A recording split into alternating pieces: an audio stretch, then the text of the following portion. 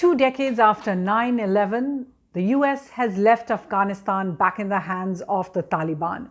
The international terror threat still remains, and the UN is a house divided. Have any lessons been learnt from 9/11? Hello and welcome to Worldview at the Hindu with me, Suhasini Haidar.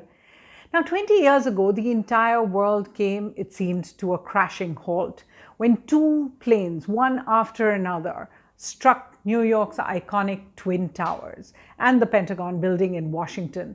The attacks killed nearly 3,000 people in all and another 400 firefighters and policemen, some of those whose remains are still being identified. And it led to the launch of the global war on terror that began with US strikes on Afghanistan. A massive diplomatic mobilization then began. The United Nations held a special session, spoke in one voice against the attacks, and repurposed its sanctions regime really to look at non-state actors, the Taliban in particular. After attacking Afghanistan in 2001, the US defeated the Taliban, transporting, arresting much of its leadership to the Guantanamo Bay prison to stand trial. Pakistan became an ally in the US war on terror. It offered its bases for those US attacks in Afghanistan and strikes on both sides of the Durand Line.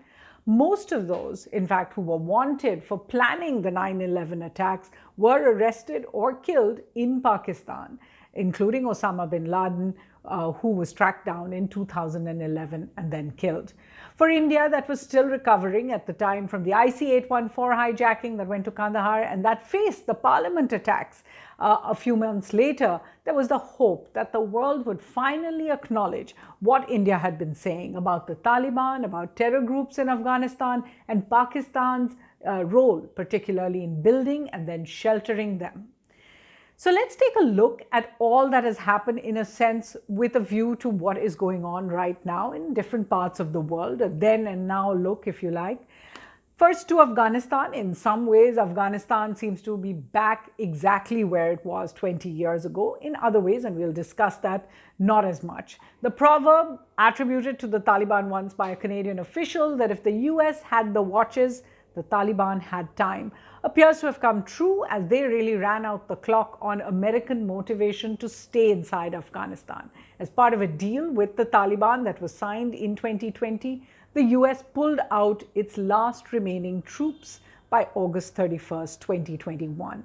Now, back in power, the Taliban has come out with an interim government, a cabinet of 33 ministers, and 17 of those ministers are actually on the UN Security Council list as terrorists designated particularly after the 9/11 attacks. Amongst them, the Haqqani group leadership that has carried out some of the deadliest attacks in Afghanistan, including on the Indian embassy in 2008 and 2009 and after that. While the Taliban has promised it will not allow the use of Afghanistan for terror groups, there is in fact every evidence that Al-Qaeda, Lashkar-e-Toiba, Jaish-e-Mohammed, the Islamic State of Khorasan, ETIM, and other designated terror groups continue to exist there. They could potentially plan attacks in the months and years to come. Worse still, the Taliban and its allies have now got access and have been left with many US weapons and armory, tanks, vehicles, and even some aircraft. The Northern Alliance that defeated the Taliban with the US has now been disbanded. The National Resistance Front, as it was called, has lost the last holdout area of Panjshir this week, failing to secure help from any international source. However, the Taliban's actions now internally, whether it is brutalizing its citizens, the violence, will no doubt sow the seeds for future instability, internal conflict, and possible even civil war, is what experts say. Diplomatically, the Taliban is not, however, as isolated as it was 25 years ago or 20 years ago. Russia, China, Iran, Pakistan, Turkey, and Qatar are still maintaining their embassies there in Kabul. The US and its European allies have for the moment moved their embassies to Doha.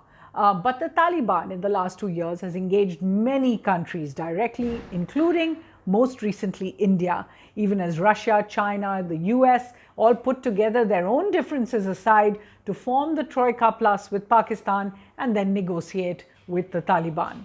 The Taliban government, meanwhile, has refused to accept a democratic process in the country, and Afghanistan, which held elections 4 times beginning 2004, remember 2009, 2014, 2019, will revert to a dictatorship. Not a representative system. None of the leaders from previous governments, including former President Karzai and former CEO Abdullah, women, ethnic minorities like the Hazaras have been included in the cabinet. What remains to be seen really is how the current generation of youth in Afghanistan, those who were born just around 2001, 20 years ago, will react to this loss of freedoms, loss of women's rights, loss of democracy, and also of future economic prospects. We turn then to Pakistan, from being a pariah state for supporting the Taliban in 1996 to becoming the US's greatest ally in the war on terror, from Taliban's safe haven in a sense to chief negotiator on the Taliban's behalf. Pakistan seems to be once again in a confident position with the Taliban back in power. The Pakistani military, that has always said that it fears a hostile Afghanistan on its western front, accusing India of meddling really in Afghanistan, is also seeing that threat recede. The worry it had of not having strategic depth doesn't seem to be as much of a worry right now. Meanwhile, the Pakistani military and the ISI in particular is accused of helping the Taliban to secure its victory with boots on the ground. This is something they deny. But also, as news of differences within the Taliban over government formation came out, we saw the ISI chief, General Faiz Hamid's appearance in Kabul that seemed to be indicating it is definitely playing a role. In 2011, remember, US Admiral Mike Mullins had actually called the Haqqani network the veritable arm of Pakistan's ISI. And today we see that group in control of Kabul security and in prominent positions there in the cabinet. Let's turn now to the Gulf and West Asia and how all of this changed for them. In 2001, remember, Saudi Arabia, the UAE, and Pakistan were the only countries that actually recognized the Taliban government. Osama bin Laden and about 15 of the 19 9/11 hijackers actually came from Saudi Arabia, 2 came from the UAE. All the 3 countries, however, joined the US in that global war on terror. In 2003, the US under President Bush actually turned their focus away from Afghanistan to Iraq, claiming there was a link to the 9/11 attacks and weapons of mass destruction in Iraq as well. Both of those allegations were found to be false, but the US war that ended the reign of Saddam Hussein and many people died there, also led to the rise of the ISIS terror threat that then spread back to Afghanistan. This especially after the US disbanded the Iraqi army. ISIS then went on to form the most brutal regime really in parts of Syria and Iraq before it was defeated by an international coalition led by the US on terror. Now, in the current scenario in Afghanistan, instead of KSA, Kingdom of Saudi Arabia, and UAE, the United Arab Emirates, it is their rivals, Iran, Turkey, and Qatar, that are playing a much more prominent role. All 3 have embassies in Kabul now, whereas the KSA and UAE do not, and they are engaging the Taliban intensively. The Doha office of the Taliban, of course, is a big part of that. In a sense, the future of Afghanistan may also determine the future leadership of Islamic countries if these 3 countries really succeed in trying to bring some stability in Afghanistan.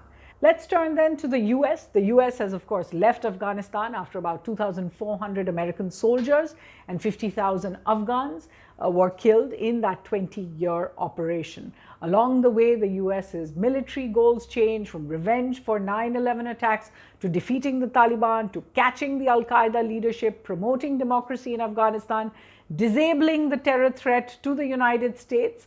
These were all stated goals of the US. While most of those aims have not been achieved, there's been no comparable attack on the United States since 9/11. And this is seen as a major achievement, that the terror threat to the US today does not seem anywhere close to what it was in 2001. However, while Osama bin Laden was killed on the spot there in Pakistan, his successors still run Al-Qaeda, many based in Afghanistan, and are likely to be enthused by to regroup by the Taliban's victory there. Also, a look at the trial itself, the main Al-Qaeda 9/11 planner Khalid Sheikh Mohammed and 4 others are set to stand for trial, but so far that trial hasn't begun. They had another pre-trial hearing this week, 20 years after the attacks. They remain at the US prison in Guantanamo Bay. Now, the US President, Joseph Biden, who had come in saying America is back, has also qualified that. He has added that the pullout from Afghanistan now means, and Iraq, now marks the end of an era of major military operations to remake other countries. Instead, in fact, the US appears to be turning its focus to the Indo-Pacific and to how to deal with China. Finally, let's come to where India is after 20 years of putting in development projects, close strategic ties with Afghanistan. India is really reviewing what options it has, if any, with the Taliban government in power and Pakistan's role in prominence. The Modi government has had one public meeting with the Taliban, several others behind the scenes, it is believed, but otherwise there are no links. And the presence of the Haqqanis in Kabul and in the cabinet really means there isn't much diplomatic room for the moment. Unlike in the past, India has not opened its doors for Afghan refugees in large numbers. It has evacuated 565, but mainly Indian citizens, and about 112 Afghans, including Sikh and Hindu refugees who had long-term visas for India in any case. India has also not issued more than a few e-visas for those who are wishing to come here, take refuge once commercial flights actually resume, because right now there are no flights coming in or out. The terror threat that emanates from Afghanistan now will add to India's security threats from Pakistan and China, and we've discussed this threat umbrella, if you like, before. It is turning India's continental frontiers to the north, to the west, to one of even more concern. India's warnings on terror have been largely unheeded, what we were talking about 20 years ago, even after the Mumbai attacks. India has faced cross-border terror attacks from Pakistan despite cooperation with both the US and Russia. That threat, it seems, will eventually have to be tackled alone. So India is left with levers, but really on the international stage at the United Nations. More immediately, the decision on whether to allow the Taliban government representation at the UNGA, to delist Taliban members from the sanctions list or not. India is the chairman of that committee, and also on whether to allow any funding through UN agencies in Afghanistan, whether that should continue. These are all places where India can play a role. India also now has to contend with walking a tightrope balance, and we've dealt with this in previous episodes of Worldview, between the US and allies on one side and the Russia-China combine. At the UN Security Council, where India is a member right now until the end of 2022, the differences between those two sides are definitely growing wider. Remember, Prime Minister Modi has addressed the BRICS, is going to address the SCO, that includes Russia and China, and then is expected to head to Washington to attend the Quad Summit with the US and its allies, Japan and Australia. We saw another part of that tightrope balance this week as the CIA chief of the US, the intelligence chief, William Burns, came to Delhi, and Russian security chief, or what's called the Secretary of the Security Council General, Nikolai Patrushev, both were met back to back on 2 days. And India will clearly have to manage more such meetings and more of a balance with both sides in the future. Really, 20 years later, a lot has changed for some countries. A lot has gone back full circle for others. But the real question remains, how many lessons have been learned along the way so that the future doesn't ever reflect the past? So we do have some book recommendations for you on this issue, 20 years after 9/11. One book that came out several years ago, which I do recommend, is 9/11 Wars, The 9/11 Wars by Jason Burke. You can also get a better look at what the US knew before the attacks in the 9/11 Commission report. It's a bulky file, but it's worth going through the final report of the National Commission on Terror Attacks by the United States, upon the United States. Inside Al-Qaeda and Taliban from 9/11 to 26/11. This is a book by Syed Salim Shehzad, who looks at the world beyond bin Laden and 9/11. It is definitely a book by a Pakistani journalist who was murdered subsequently after the release, which is really worth reading. An alternative look, and you remember there are many conspiracy theories about 9/11, but an alternate look at what the US did after the attacks is by Noam Chomsky, who writes 9/11 was there an alternative? The legacy of 9/11, how the war on terror changed America and the world. This is an anthology by great writers, including very recent ones, put together by Foreign Affairs magazine, and it's available online. And finally, a book by Hassan Abbas about the Taliban's revival, how that happened, violence and extremism on the Pakistan-Afghanistan frontier. Clearly, there's a lot to read and a lot to think about 20 years later, but that's all we have time for here on Worldview from the team. Thanks for watching.